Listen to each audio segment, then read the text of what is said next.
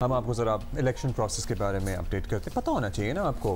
वैसे तो आप ज़्यादातर लोगों को बस इतने में ही इंटरेस्ट होता है कि भाई हमारे इलाके से कौन सा उम्मीदवार खड़ा हो रहा है और कब इलेक्शन होगा और हमने कब जाना है और हमारा पोलिंग स्टेशन कौन सा है। लेकिन हम आपको ये बताएंगे, ये भी बुनियादी इंफॉर्मेशन है। और भी बड़े हाँ, ये भी बुनियादी इंफॉर्मेशन है कि अब नॉमिनेशन पेपर्स जमा कराने का सिलसिला शुरू हो गया है। एज इन पहले हासिल करेंगे, 22 दिसंबर तक जमा कराए जा सकते हैं। उसके बाद एक टेंटेटिव लिस्ट आएगी, फिर उनकी जांच पड़ताल होगी। फिर बहुत से इर्द-गिर्द लोग जो कल की बड़ी खबर, उनकी तहफ़्फ़ुज़ात भी बहुत से बिल्कुल होते हैं, और तो कल की बड़ी खबर यही थी कि Pakistan bar council supreme court bar की तरफ से चीफ इलेक्शन कमिश्नर पर ज़रा सवालात उठाए गए, तहफ़्फ़ुज़ात का इजहार किया गया। इनफैक्ट उनको उनके इस्तीफ़े का मुतालबा भी किया गया। तो इसी पे बात करते हैं। आसमा शिराज़ी हमारे साथ हैं, सीनियर सहाफ़ी हैं। आसमा, बहुत सी बातें आपसे पूछनी हैं। बताइएगा कि पाकिस्तान बार काउंसिल और सुप्रीम कोर्ट बार ने चीफ इलेक्शन कमिश्नर पर अदम एतमाद का इजहार किया है, अब्दुल्ला, जिस तरह आप बता रहे थे, और उनके इस्तीफ़े का भी मुतालबा कर दिया है। बहुत संगीन इल्ज़ामात हैं ये, जो कि इलेक्शन कमीशन ने मुस्तरद भी कर दिए हैं। तो ये सारी बैक एंड फोर्थ चल रही है। और फिर इसके बाद उस्मान डार और उनकी वालदा ने भी ख्वाजा आसिफ पर तशद्दुद के इल्ज़ामात आयद किए हैं। तो इन तमाम इल्ज़ामात के इंतखाबात की ट्रांसपेरेंसी, शफाफियत पर कितने असरात पड़ेंगे? देखिए, पहली बात तो ये कि ये जो दोनों वाक़यात आप बता रहे हैं, जिसमें कि ख्वाजा आसिफ साहब के ऊपर इल्ज़ाम लगाया है उस्मान डार साहब की वालदा ने, और दूसरा चीफ़ इलेक्शन कमिश्नर के ऊपर जो सुप्रीम कोर्ट बार और पाकिस्तान बार, इन लोगों ने जो इल्ज़ामात लगाए हैं, तो इनकी ज़ाहिर है कि इस मौके के एतबार से ये एक ट्रेलर है आने वाले इंतखाबात का कि किस तरह से ये मामला जो हैं वो बिगड़ सकते हैं। ये एक, जिसे कहना चाहिए कि एक झलक है जो कि दिखाई गई है। मसलन जो टाइमिंग है पाकिस्तान बार की इस वक्त, या सुप्रीम कोर्ट बार की चीफ़ इलेक्शन कमिश्नर के ख़िलाफ़ मूव, वो बहुत ही इम्पॉर्टेंट है इस वक्त अगर देखा जाए। और जो इल्ज़ाम है मसलन जहलुम का हल्के के हवाले से जो चीफ़ इलेक्शन कमिश्नर के ऊपर लगाया गया, और उस पर उन्होंने वजाहत भी की है चीफ़ इलेक्शन कमिश्नर ने कि उनका ताल्लुक़ सरगोदा से है, उनका ताल्लुक़ भलवाल से है, और उनकी कॉन्स्टिट्यूंसी में कोई रद्द-ओ-बदल नहीं किया गया। लेकिन ये एक इल्ज़ाम जो लगाया गया उनके ऊपर, उसकी बुनियाद के ऊपर उनसे मुस्ताफ़ी होने का मुतालबा जो है वो किया जा रहा है। तो ये ना समझ में आने वाली बात है कि एक तो ये इल्ज़ाम गलत है, और दूसरी जानिब जो है वो बार काउंसिल के पास भी सिवाय चंद हल्का बंदियों के जो एग्ज़ाम्पल्स उन्होंने कोट किए हैं, कोई सॉलिड रीज़न नहीं है। और हल्का बंदियों का मामला ऐसा है कि जिसके ऊपर सुप्रीम कोर्ट ने फ़ैसला दिया। सुप्रीम कोर्ट ने कहा अतर मिनल्ला साहब ने कि इसके ऊपर अभी कोई बात नहीं होगी और इसको इलेक्शंस के बाद देखा जाएगा, तो उसको मुअख्खर कर दिया गया। जितने भी एतराज़ात हैं वो इलेक्शंस के बाद जो है वो सामने आ सकते हैं, और पहले भी आते रहे, मतलब गुज़िश्ता इंतखाबात में भी आते रहे।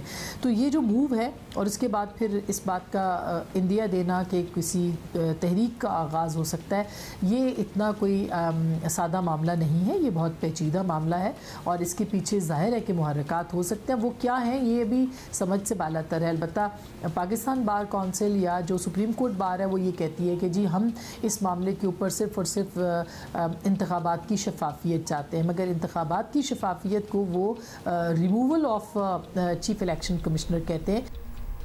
अच्छा आसमा साहिबा, ज़रा ये तो हो गए चीफ इलेक्शन कमिश्नर से जुड़े मामलात, और उनको सियासी जमातों ने भी इन इल्ज़ामात को, बाय द वे सियासी जमातों ने भी, जो हमारी सियासी जमातें, उन्होंने भी मेजर की तरफ से देखिए, ये बैक एंड फोर्थ इल्ज़ामात लगते भी रहेंगे, क्योंकि आप कह रही हैं कि जिस तरह ये तो एक ट्रेलर है।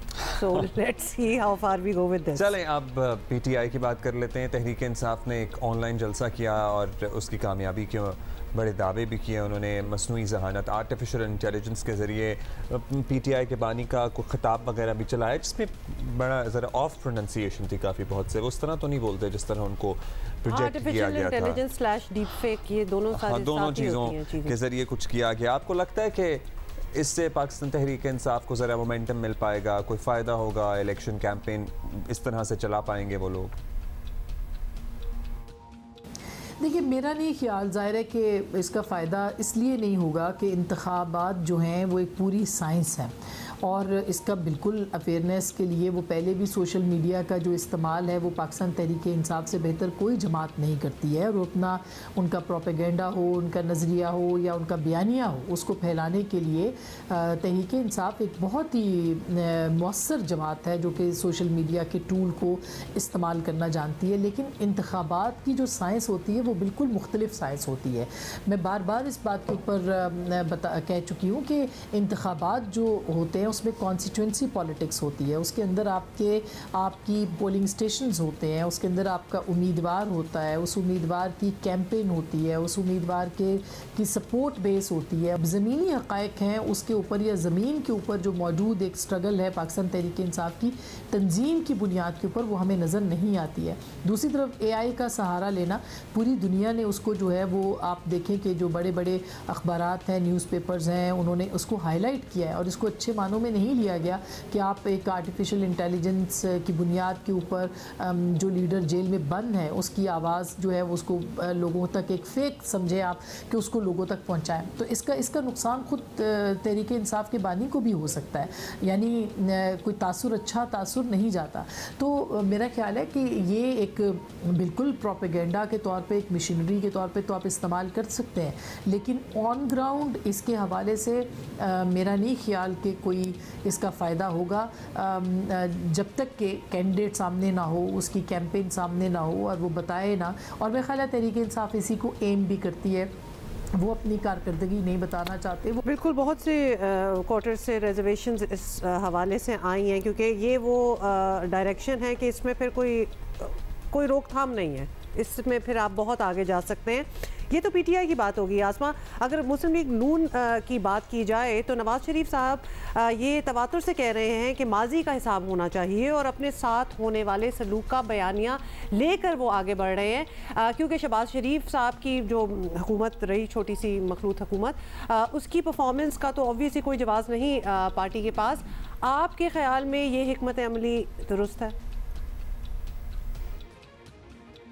6-8 साल या 9 साल का जो भी एक टाइम पीरियड है, इसमें पाकिस्तान मुस्लिम लीग नवाज़ और नवाज शरीफ साहब के साथ जो है वो ज़्यादतियाँ हुई हैं, लेकिन ये और इसको वो कैश भी कराना चाहते हैं और इसको वो लोगों तक उसको बताना भी चाहते हैं, लोगों तक फैलाना भी चाहते हैं, उसको एक टूल के तौर पे भी इस्तेमाल करना चाहते हैं। लेकिन उसके साथ साथ ये सिर्फ काफ़ी नहीं होगा, आपको एजेंडा और प्रोग्राम भी देना पड़ेगा और आपको मौसर तरीके से जो है वो सामने आना पड़ेगा। अभी तक सूरत हाल ये है कि पाकिस्तान मुस्लिम लीग नवाज़ के जो अब पार्लिमानी बोर्डों के इजलास हो रहे हैं या बाकी, तो कोई नैरेटिव हमें अभी ताहाल जो है वो मुस्तरद नैरेटिव नज़र नहीं आता पाकिस्तान मुस्लिम लीग नवाज़ के कैंप से। और इसके साथ साथ ना ही कोई हमें वहाँ पे कोई थ्रिल नज़र आती है फ़िलहाल। हो सकता है आगे जाके हो और एक टाइमिंग उनके जहन में हो जो कि वो कह रहे हैं कि शायद जनवरी के पहले हफ्ते से वो या 1 जनवरी से शुरू करेंगे।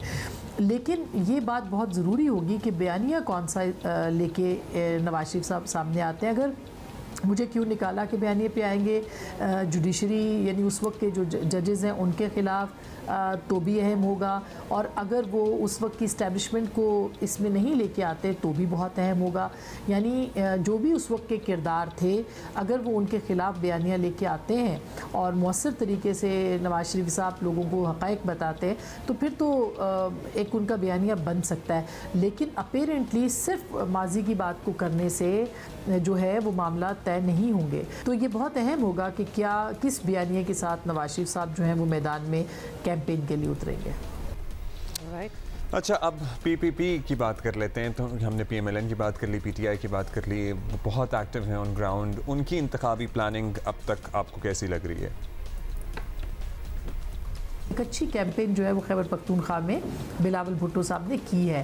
पंजाब के अंदर ज़ाहिर है कि अभी उनकी उस तरह की एक तरह से कैंपेनिंग नहीं है, मगर हम मुस्तकिल देख रहे हैं कि मुख्तलिफ जो हल्के हैं उनसे एड्रेस करते नज़र आते हैं बिलावल साहब। और इसी तरह से ज़रदारी साहब बलूचिस्तान के अंदर जो है वो अपना टाइम ज़्यादा लगा रहे हैं। तो एक हमें एक्टिविटी उनकी कंपैरेटिवली बाकी जमातों से बेहतर नज़र आती है, उनकी हिकमत अमली भी नज़र आ रही है कि वो बलूचिस्तान की पॉकेट्स और खैबर पख्तूनख्वा की पॉकेट्स और पंजाब की पॉकेट्स जो है वहाँ से सीटें निकालना चाहते हैं और सिंध से वो जीतना चाहते हैं, कराची से वो सीटें निकालना चाहते हैं और फिर उसके बाद वो एक सिंगल लार्जेस्ट पार्टी के तौर पर उभर कर सामने आना चाहते हैं। तो मुनासिब तरीके से वो अपनी जो ज़ाहिर है जो स्पेस होती है वो सोशल मीडिया और मीडिया की है, स्क्रीन ऑक्यूपाई करने की है, वो बिलावल साहब ने काफ़ी उसके ऊपर मेहनत की और ज़रदारी साहब ने भी। तो अब देखना ये के इंतखाबात के करीब जाके जो है वो ये कितनी मोमेंटम उनकी जो एक लोगों के साथ उनकी इंगेजमेंट है वो कितनी ज़्यादा जो है वो बढ़ती है और वो पंजाब के अंदर किस हद तक आगे जाती है। सो पंजाब एक इम्तिहान होगा, अदरवाइज खैबर पख्तूनख्वा में अच्छी कैंपेन चलाई है। Thank you Asma for being with us.